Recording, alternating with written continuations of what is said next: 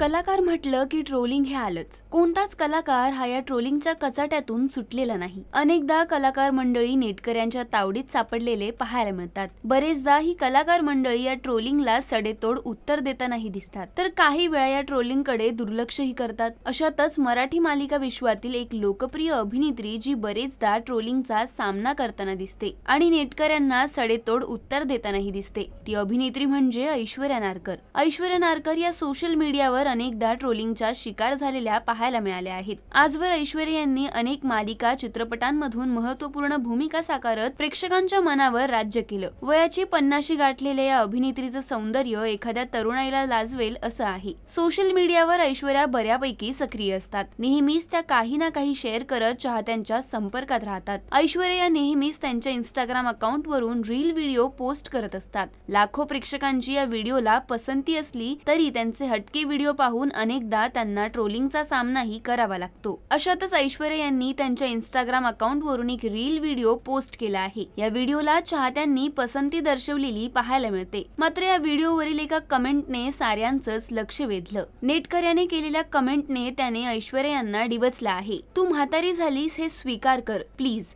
अशी कमेंट नेटकऱ्याने केली आहे। नेटकऱ्याच्या या कमेंटवर ऐश्वर्या यांनी दिलेलं सडेतोड उत्तर साऱ्यांचंच लक्ष वेधून घेत आहे।